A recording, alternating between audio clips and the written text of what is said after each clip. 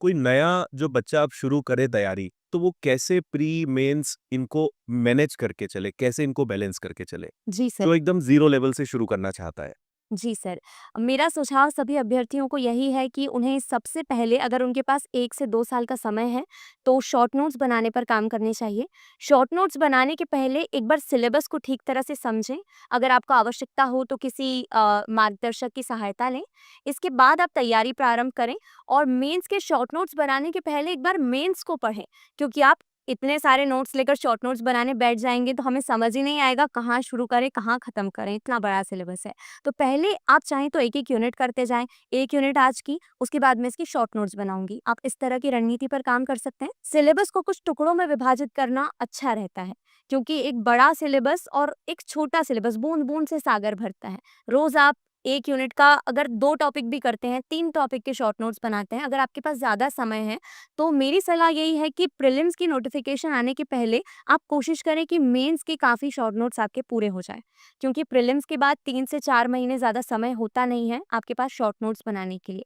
जब आप बड़ी-सी पुस्तकों को एक छोटे से सिनॉप्सिस में समेट लेंगे, तो आपको उसका लाभ तब समझ आएगा जब आपके पास सिर्फ 6 दिन होंगे और उन 6 दिनों में जब आपके पास कुछ घंटे होंगे और अगले दिन आपका एग्ज़ाम होगा, तब आप सिर्फ उसे स्कैन कर लेंगे, तो वो आपको आंसर राइटिंग के समय याद आएगा आपको दिला देगा। ये मेरा सुझाव है। इसके अलावा सर प्रीलिम्स के लिए मैं यही सलाह दूँगी कि ज़्यादा से ज़्यादा क्वेश्चंस लगाएँ। प्रीलिम्स फैक्चुअल है, तो रिविज़न बहुत ज़रूरी है, क्योंकि फैक्ट्स इतनी आसानी से याद नहीं रहते। यूनिट्स बहुत कम हैं, लेकिन फैक्ट्स बहुत ज़्यादा हैं। करेक्ट। तो ज़्यादा से ज़्यादा रिविज़न ज़रूरी है।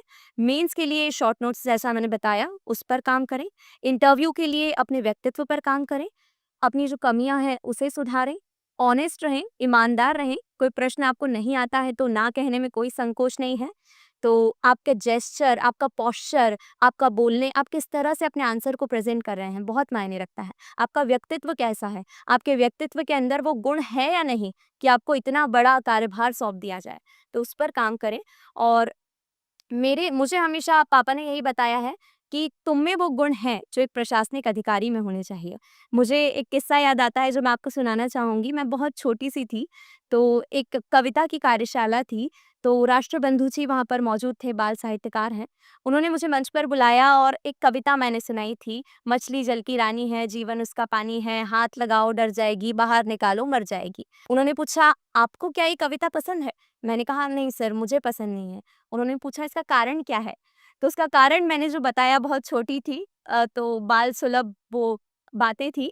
मैंने कहा सर जब हमें पता है कि मछली को हाथ लगाने से वो डर जाती है तो उसको हाथ लगाना क्यों है? और जब पता है कि बाहर निकलने से वो मर जाती है तो उसको बाहर निकालना क्यों है? तो ये जो संवेदनशीलता एक प्रशासक के अंदर होनी चाहिए, मुझे लगता है वो मेरे अंदर बचपन से थी और वो आज भी मौजूद इसलिए है क्योंकि जब परिणाम आया, तब मुझे रोना नहीं आया। तब आँखों में सच बताऊँ तो समय ही नहीं मिला आँसू आने का। लगातार लोगों से मिलना जारी रहा, लेकिन पहली बार मेरी आँखों में आँसू तब आए, जब मैं भंवरकू आई और मैंने लाखों बच्चों को देखा। तब मुझे ये एहसास हुआ कि मैं इतनी सौभाग्यशाली हूँ कि उन लाखों बच्चों में से एक आज मैं बन पाई हूँ। तो मेरे ऊपर ये ज़िम्मेदारी है कि मेरा कार्य अब प्रारंभ होगा।